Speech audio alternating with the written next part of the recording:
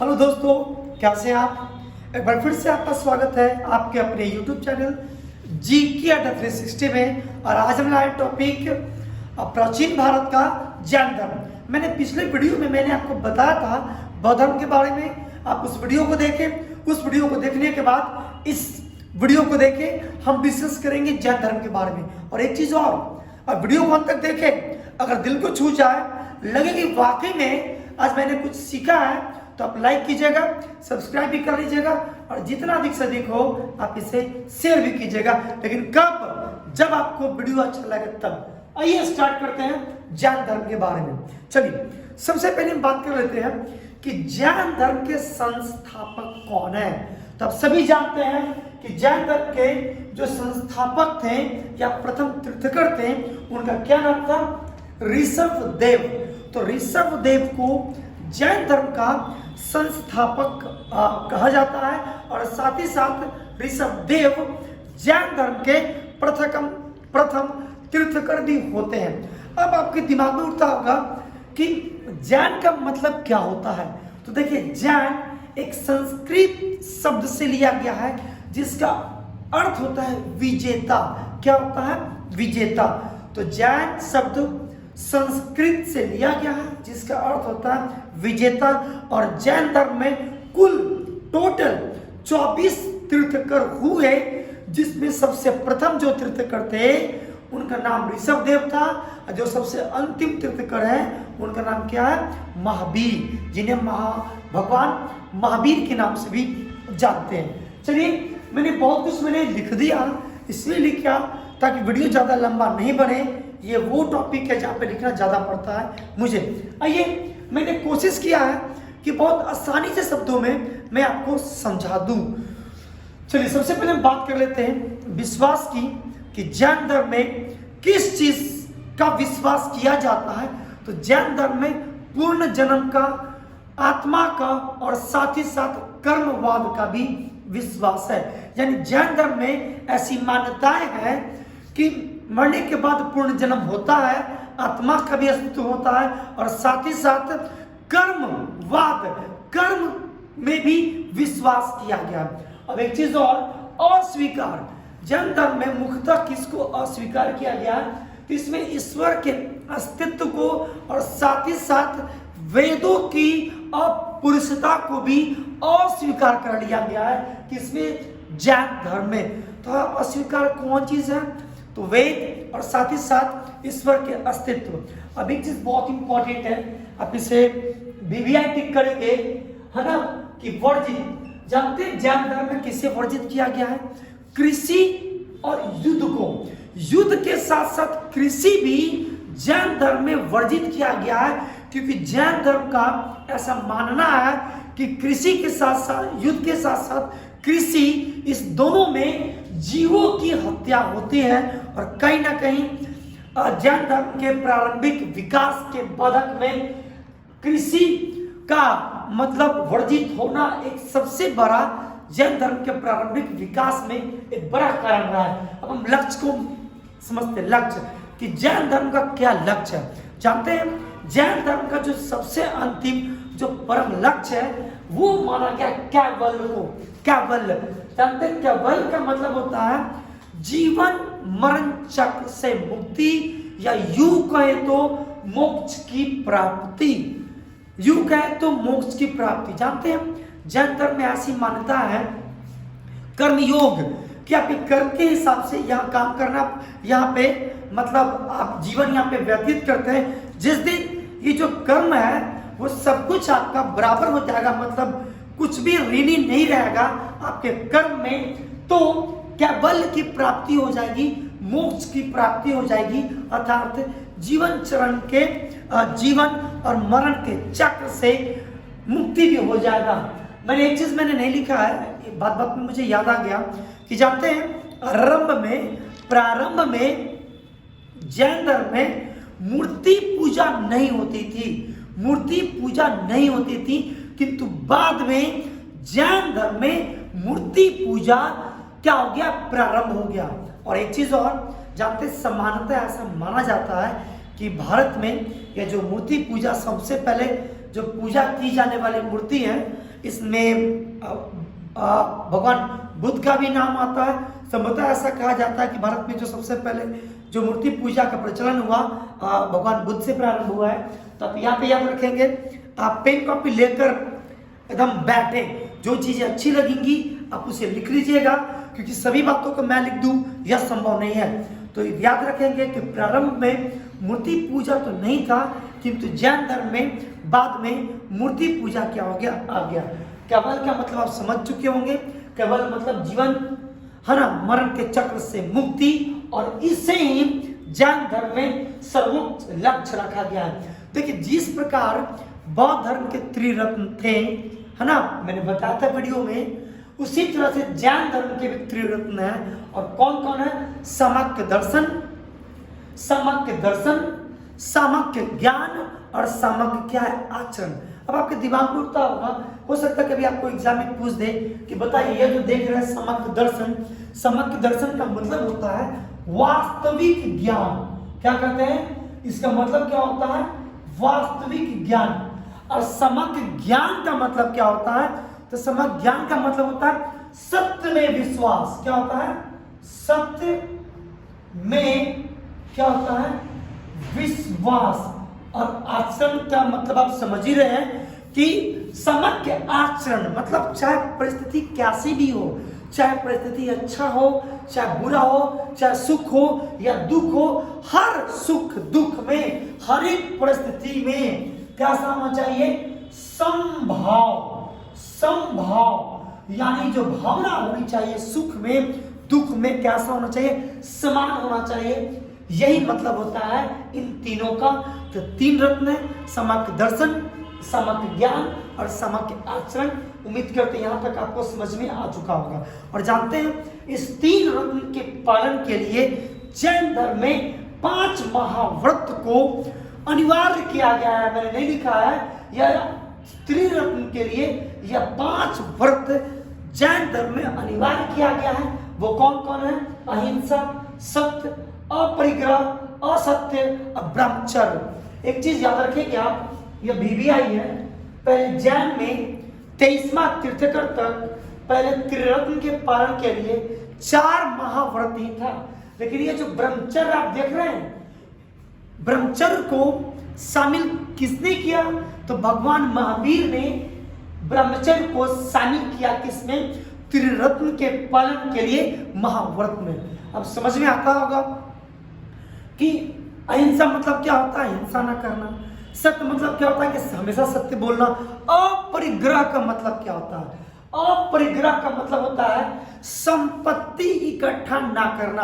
अब अभी इसे लिख लीजिए। अपरिग्रह का मतलब क्या होता है? संपत्ति इकट्ठा ना करना। असत्य का मतलब होता है चोरी ना करना। और ब्रह्मचर्य मतलब इंद्रियों को अपने वश में कर लेना। और इस 5 महाव्रत के अलावे 3 गुण व्रत का भी डिस्कशन किया गया है। और वो 3 गुण व्रत कौन कौन है यह मैं बता देता हूं। वो 3 जो इसके अलावा 3 और गुण व्रत शामिल किए गए हैं, वो कौन कौन है? तो वो है दिग्व्रत, दूसरा अनर्थ दंडवत और तीसरा है भोगम भोग। दिग्व्रत मतलब होता है कि दिशाओं का मतलब आपके पास मर्यादा होना चाहिए। दूसरा मैंने बताया आपको क्या, देखिए मैं हमेशा मैं दिमाग से मैं भूल जा रहा हूं। दूसरा मैंने आपको बताया, देखिए अनर्थ दंडवत। मैंने क्या बताया? अनर्थ दंडवत। अनर्थ दंडवत मतलब क्या होता है? अनर्थ मतलब क्या बोला जाए कि जो भी पाप उत्पादक जो भी अनर्थ वस्तुएं हैं, ऐसी वस्तुओं का क्या करे? त्याग करे। अब भोग का मतलब होता है कि पदार्थों का परिणाम आपको पता होना चाहिए, उसका निर्धारण होना चाहिए। अगर आपको नहीं भी याद रहेगा तो चलेगा, बस आप याद रखें कि 5 महाव्रत के अलावे 3 गुण व्रत है। और साथ ही साथ इसमें 7 शील व्रत और 10 जैन धर्म के 10 लक्षण भी बताए गए हैं। हो सकता है आपसे एग्जाम में पूछे कि बताइए जैन धर्म में कितने जैन धर्म के लक्षण बताए गए? तो आप याद रखेंगे 10। पूछा जाएगा कि कितने शील व्रत बताया गया है तो 7, कितने गुण व्रत है तो 3, और कितने महाव्रत है तो 5। इसके अलावा अनंत चतुष्ट का भी वर्णन किया गया है। किस चीज का किया गया? अनंत चतुष्ट का।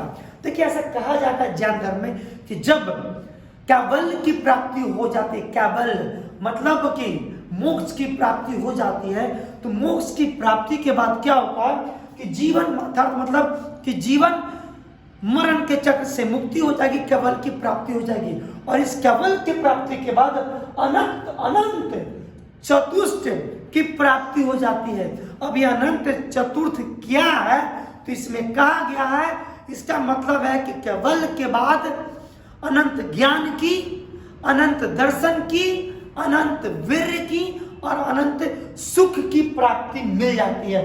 अर्थात जब कैवल्य की प्राप्ति हो जाएगी, जीवन मरण के चक्र से मुक्ति मिल जाएगा, जब मोक्ष मिल जाएगा, तो जैन धर्म में कहा गया है कि 4 मतलब अनंत चतुष्ट की प्राप्ति हो जाती है।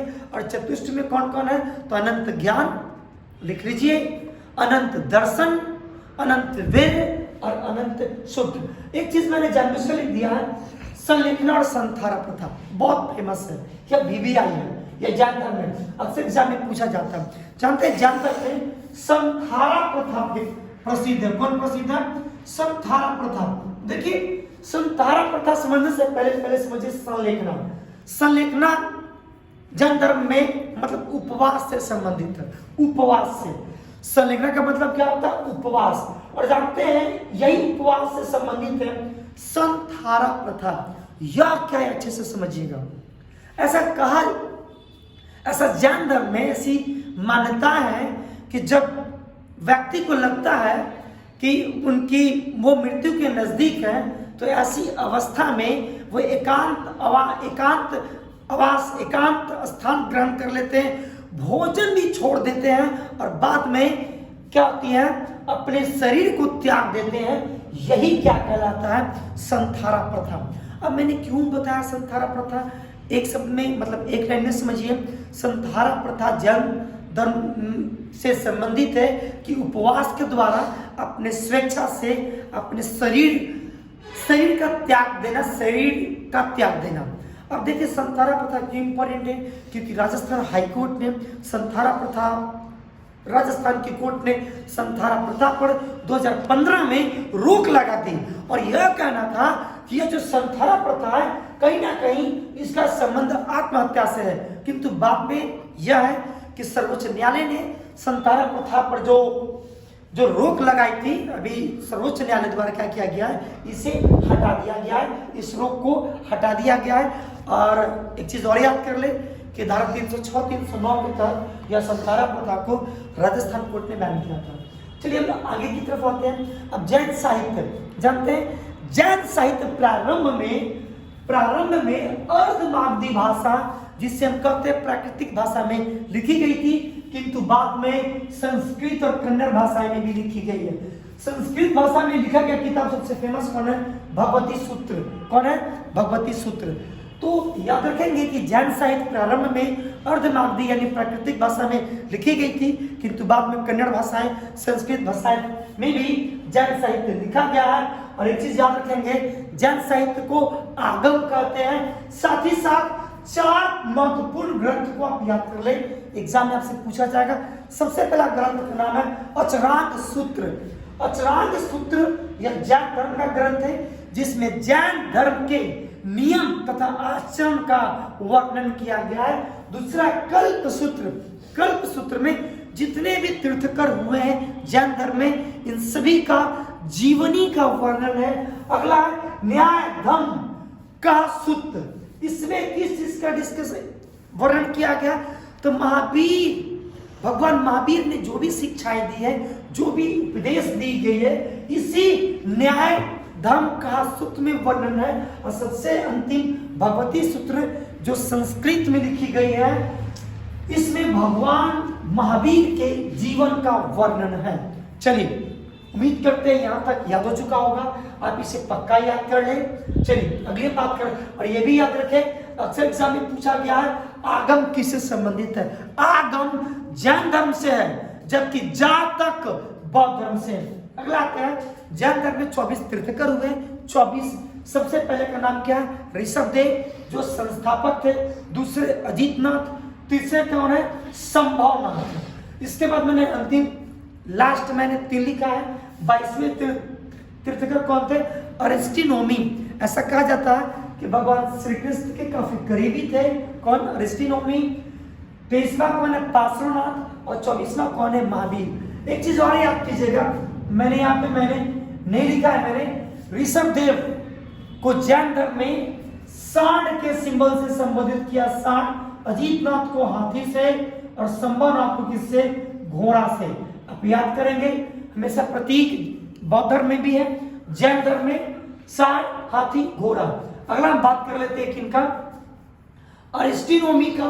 तो अरिस्टिनोमी जो 22वें तीर्थंकर हुए है ना, इनका सिंबल शंख है। पार्श्वनाथ इनका सिंबल सर्प रखा गया है। जबकि महावीर के बारे में आप जानते होंगे, इनका जो सिंबल है जैन धर्म में वो क्या है? प्रतीक जो है, प्रतीक वो भगवान महावीर का सिंह है। चलिए अंतिम 2 का डिस्कशन इंपॉर्टेंट है। देखिए दरगाह के एग्जाम में पूछा गया क्वेश्चन है कि बताइए जो दूसरे या तीसरे जो तीर्थंकर जैन धर्म के वो कौन है? पूछा गया है। अच्छे से इसे याद कर लेंगे, ये बीबीआई है। अगला हम बात करते हैं 23वें तीर्थंकर जिनका नाम था पार्श्वनाथ।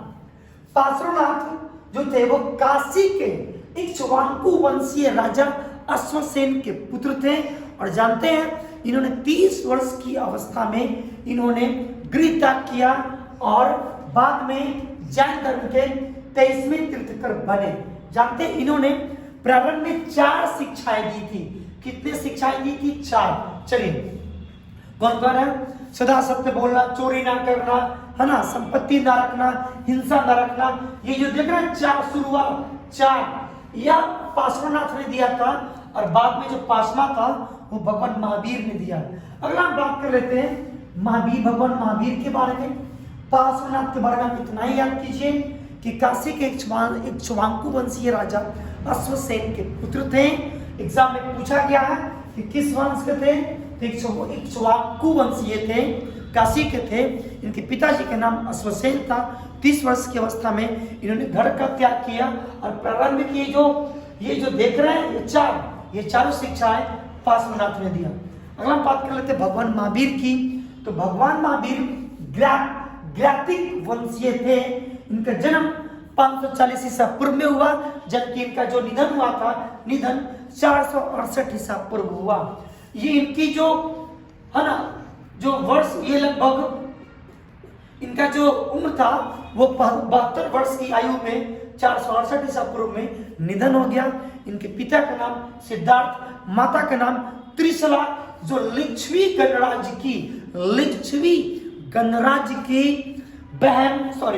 गणराज के जो शासक थे चेटक, उन्हीं की बहन थी त्रिशला। इनकी पत्नी का नाम क्या था? यशोदा। एक पुत्री है जिनका नाम क्या है? अनुजा प्रियदर्शनी। और इनको ज्ञान की प्राप्ति 12 वर्षों की कठिन तपस्या के बाद, कितना वर्ष?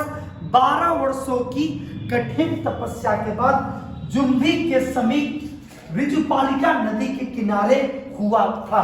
एक चीज याद रखिएगा, मैंने यहाँ पे नहीं लिखा है, आप याद कर लेंगे।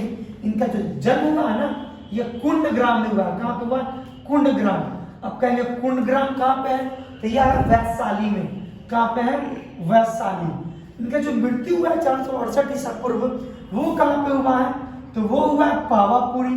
और जो बिहार के स्टूडेंट होंगे पता होगा पावापुरी कहाँ पे है? तो ये राजगीर में।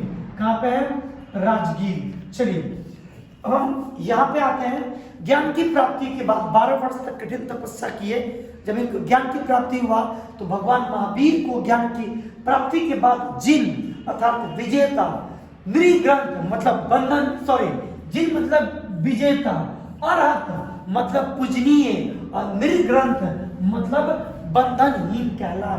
इसके शाब्दिक अर्थ एग्जाम में पूछे जाते हैं। जिन मतलब विजेता, अरहत मतलब पूजनीय और नृग्रंथ मतलब बंधनहीन। अब बात करते हैं उपदेश का। भगवान महावीर ने जो उपदेश की जो भाषा चुनी वो अर्धमागधी थी, यानी प्राकृतिक भाषा। और इनकी जो प्रथम अनुयायी बने, उनका नाम था जामिल। और ये जानते कौन थे?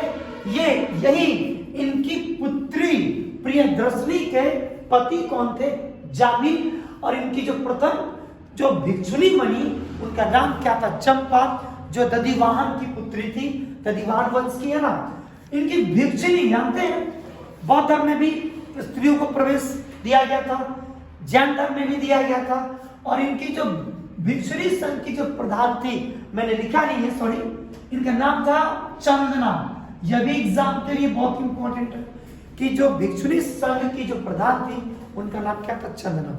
अब हम बात कर रहे थे जैन संगतियां की। तो जैन धर्म में 2 संगतियां हुई। कितनी हुई? 2। सबसे पहला कब हुआ था? किसी किसी किताब में लिखा हुआ 300 ईसा पूर्व, कहीं कहीं लिखा हुआ है क्या 312 ईसा पूर्व। कहां पर लिखा हुआ? 312। तो कहीं कहीं 322 भी लिखा हुआ है। हम आपको लिख देते हैं 300 ईसा पूर्व में लगभग। ऐसा कंफर्म नहीं माना गया, ऐसा माना गया कि 300 से लेकर 325 के अंदर यह क्या हुआ था? यह तीसरी ईसा पूर्व में, 300 ईसा पूर्व में यह संगति हुई थी। और दूसरा कब हुआ था? तो ये हुआ था 512 ईस्वी में। खिचड़ी मत कीजिएगा, यह 300 ईसा पूर्व है और यह कब? 512 ईस्वी है ना। दोनों के बीच जब डिफरेंस देखेंगे अंतर, तो लगभग 800 वर्षों का अंतर है। चलिए, सबसे पहला जो जैन संगति हुआ था वो पाटलिपुत्र में हुआ था। कहाँ हुआ था? पाटलिपुत्र में। और इसके अध्यक्ष कौन थे? इनके अध्यक्ष का नाम थे स्थूलभद्र। आप जानते होंगे कि जब 300 ईसा पूर्व में जब मगध में भयंकर अकाल पड़ा, तो ऐसे समय में भद्रबाहु अपने शिष्यों के साथ कर्नाटक चले गए थे। बाद में जब वापस आते हैं मगध में, तो इनका मतभेद किसके साथ हो जाता है? स्थूलभद्र के साथ हो जाता है। अब शासक की बात करें, शासक, तो देखिए जब आप ऐसा समय देखेंगे शासक, तो ये महापद नंद का ये शासक होगा। लेकिन कुछ कुछ किताबों में कहा गया है कि यह जो बौद्ध संगति हुई थी वो चंद्रगुप्त मौर्य के समय हुआ था, यानी 322 ईसा पूर्व हुआ था, जब गद्दी पे बैठे थे। क्या कार्य हुआ था? तो जानते हैं, इसी समय प्रथम बौद्ध संगति में जैन धर्म श्वेतांबर और दिगंबर में बट गया। श्वेतांबर किसे कहते हैं? जो श्वेत वस्त्र धारण करते हैं। दिगंबर किसे करते हैं? जो वस्त्र का त्याग करते हैं। यह दोनों में बहुत बड़ा डिफरेंस है। श्वेतांबर श्वेत वस्त्र धारण करते हैं। श्वेतांबर का ऐसा मानना है कि अगर कैवल्य की प्राप्ति भी हो जाएगी तो भी भोजन अनिवार्य है। साथ ही साथ इसमें यह भी कहा गया कि जो स्त्रियां हैं वो भी कैवल्य के अधिकारी हैं। जबकि दिगंबर किसे कहा गया है? तो वस्त्र का त्याग कहा गया है। ये अक्सर नग्न अवस्था में रहते हैं ना, वस्त्र का त्याग दिगंबर संप्रदाय के लोग करते हैं, जो जैन धर्म से ही संबंधित हैं। इसमें एक और डिफरेंस है कि दिगंबर में वस्त्र पहनना, वस्त्र का त्याग किया गया है। साथ ही साथ इसमें यह कहा गया है कि अगर कैवल्य की प्राप्ति हो जाएगी तो भोजन की जरूरत नहीं होगी। साथ ही साथ इसमें यह कहा गया कि स्त्रियां कैवल्य के अधिकारी नहीं है। फिर वो बात की बात है। और एक चीज और याद रखेंगे, कार्य में श्वेतांबर दिगंबर में तो बटा ही, साथ ही साथ इसी समय जितने भी जैन धर्म है सभी को जो लिपियां हैं सभी को लिपिबद्ध किया गया। और 12 अंग, कितने अंगों को? 12 अंग का मतलब लिखा गया। कब? इसी प्रथम बौद्ध संगति में। दूसरी की बात कर लेते हैं। दूसरी बौद्ध संगति 512 ईस्वी में हुई थी, वाल्मीकि गुजरात में हुआ था। और इसके अध्यक्ष कौन थे? तो इसके अध्यक्ष थे क्षमाश्रवण। क्या नाम है उनका? क्षमाश्रवण। और रही बात शासक की, तो देखिए जब आप इतिहास उठाकर देखेंगे तो लगभग गुजरात में 470 ईस्वी से लेकर लगभग 8वीं शताब्दी तक एक वंश का शासक रहा है जिसका नाम है मैत्रक वंश, है ना। मैत्रक वंश के संस्थापक के बारे में आप जानते होंगे, उनका नाम है सेनापति भंडारक। तो ऐसा लगा, मैंने सर्च किया तो मुझे लगा क्या कि यह जो द्वितीय जो बौद्ध संगति हुई थी या मैत्रक वंश के समय में हुआ था, आप इसे कंफर्म ना रखें, पहले किसी सूत्र से आप इसे पता कर लेंगे। कार्य की बात करें तो ये जो 12 अंग लिखा गया था, इसमें से 11 अंगों को क्या किया गया था, लिपिबद्ध किया गया था। तो उम्मीद करते हैं इसमें से जो मैंने ग्रीन पेन से मैंने लिखा है ये बहुत इंपॉर्टेंट है, ये BBI है, आप इसे पक्का याद करेंगे, सभी को याद कर लेंगे, सभी को याद कर लेंगे। एग्जाम में बहुत ज्यादा संगतियां से आती हैं। द्वितीय 512 गुजरात के वाल्वी में हुआ, क्षमा श्रवण के व्यवस्था में हुआ, 11 अंगों को लिपिबद्ध किया गया था। जो वंश थे गुजरात में मैत्रक वंश थे। अब हम बात कर लेते हैं कि जैन धर्म में जो आध्यात्मिक विचार है वो शाक्य दर्शन से ग्रहण किए गए। और एक और BBI है मथुरा कला। मथुरा कला का जो संबंध है वो जैन धर्म से। देखिए मैं चाहता हूँ कि वीडियो छोटा बने, मैंने बहुत कुछ लिख दिया था। चलिए अगर आपको लगता है कि आपको वीडियो दिल को छू गया, आपने कुछ सीखा, इसे लाइक कीजिएगा, सब्सक्राइब कीजिएगा, जितना अधिक से अधिक को शेयर कीजिएगा। फ्री में पढ़ाएंगे, सब कुछ बताएंगे। एक चीज और सबसे जो इम्पोर्टेंट है वो जैन संगतियां हैं, जिस सेक्शन एग्जाम में पूछा गया, साथ ही साथ महावीर, आप ये पक्का याद करेंगे, सिंबल को, बहुत इंपॉर्टेंट है। चलिए मिलते हैं अगले क्लास में।